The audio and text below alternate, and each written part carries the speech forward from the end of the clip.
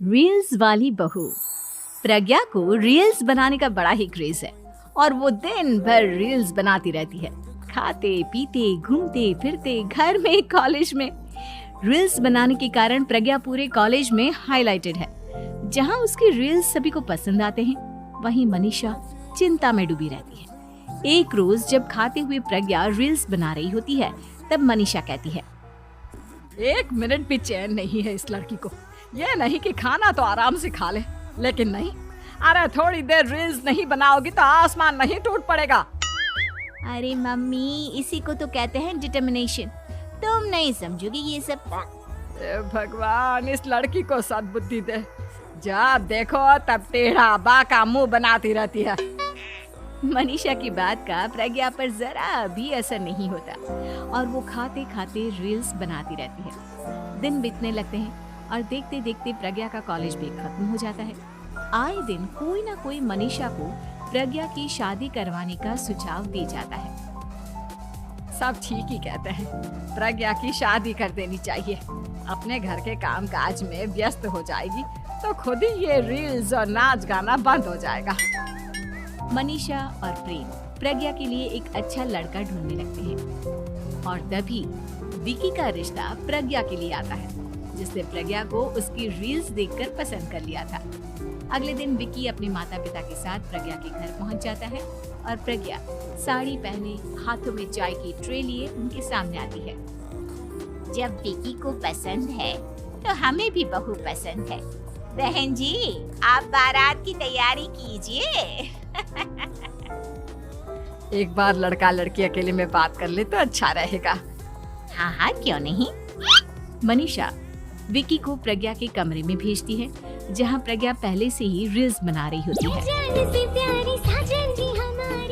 तभी विकी कहता है, आ गए आपके साजन जी।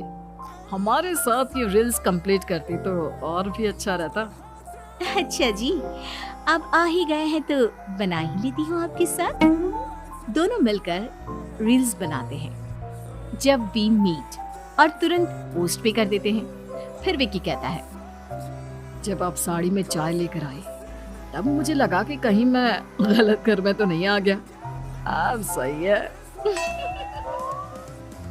दोनों की शादी पक्की हो जाती है और शादी के दिन भी प्रज्ञा रील्स बनाने से चूकती नहीं। यहाँ तक कि बारात के समय भी नाचते हुए रील्स बनाती है।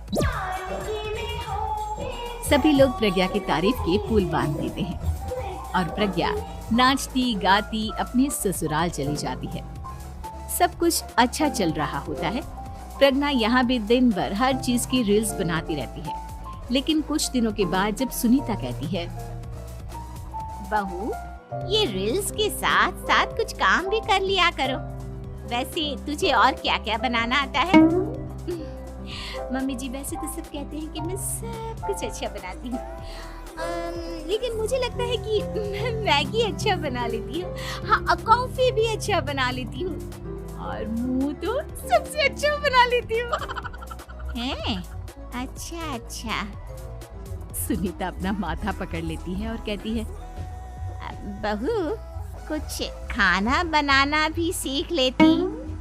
मम्मी जी, मैं लंबी प्लानिंग कर रही हूँ। जल्दी ही मैं इतनी फेमस हो जाऊंगी कि मुझे पैसे मिलने लगेंगे। हम दोनों सास बहू राज करेंगे, राज। नौकर काम करेंगी और लोगों की तो लाइन लगेगी हमसे मिलने के लिए। तेरा दिमाग खराब हो गया है क्या बहू? हंसी मजाक तक ठीक है, लेकिन इस तरह घर नहीं चलते। जितना जल्दी हो इस घर के तौर तरीकों को सीख लो। प्रज्ञा मुंह घुमाकर चली जाती है और तुरंत उसी वक्त एक रील बनाती है। ये देख सुनीता का गुस्सा 7वें आसमान पर चला जाता है और विकी के घर आती ही सुनीता उसे सब कुछ बताती है। विकी भी अब प्रज्ञा की इन हरकतों से परेशान हो जाता है। तुम टेंशन मत लो मम्मा, मैं देख लूंगा। विकी कमरे में जाता है तो देखता है कि प्रज्ञा रील्स बना रही है। विकी बड़े ही प्यार से प्रज्ञा से कहता है, प्रज्ञा, इन सब के लिए मैं तुम्हें मना नहीं कर रहा हूँ, लेकिन फिर भी हर वक्त तो ये अच्छा नहीं लगता ना। समझने की कोशिश करो, मुझे भी तुम्हारा थोड़ा वक्त चाहिए। मैं जब ऑफिस से आता हूँ तो मुझे समय देने की जगह इसी में लगे रहते हो। तुम ज्यादा ही सोच रहे हो। तुम भी मेरे साथ रील्स बनाओ ना, तुम्हें भी बहुत अच्छा लगेगा। तुम्हें इज्जत से कोई बात समझ में नहीं आती क्या? दिमाग खराब हो गया है तुम्हारा इस चकाचौंध से। अगर तुमने अपना रवैया नहीं बदला तो मैं तुमसे दूर चला जाऊंगा। तुम ही रिश्ता लेकर आए थे, मुझे लड़कों की कमी नहीं थी और ना आज है। विकी दरवाजा पटककर चला जाता है। धीरे धीरे विकी प्रज्ञा से दूर होता जाता है। एक रोज मनीषा प्रज्ञा के ससुराल उससे मिलने जाती है। तब सुनीता उससे कहती है, बहन जी, अब आई हैं तो कुछ दिन यहाँ रहकर जाइएगा, आप ही का घर है। हाँ मम्मी, बहुत दिन हो गए तुम्हारे साथ एक भी रील नहीं बनाई मैंने। प्रज्ञा तुरंत अपने फोन में रील्स ऑन कर लेती है। ये सब मुझसे नहीं होता।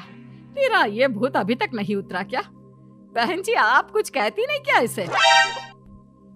जब आप ही कुछ नहीं कर पाई तो मैं कर ही क्या सकती हूँ। सास तो वैसी ही बदनाम है। शाम को घर की लाइट चली जाती है और मनीषा प्रज्ञा से कहती है, मेरे घुटनों में बहुत दर्द हो रहा है, तू लाइट का कुछ इंतजाम करना बेटा। अच्छा, कैंडल जला देती हूँ मम्मा। प्रज्ञा गाते हुए कैंडल जलाती है और खिड़की के पर्दे के पास रख देती है। मनीषा, जिसे बहुत दर्द हो रहा है, वो सो जाती है और प्रज्ञा हमेशा की तरह अपने रील्स में लग जाती है।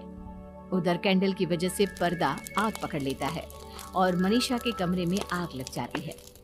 बचाओ, कोई है, बचाओ।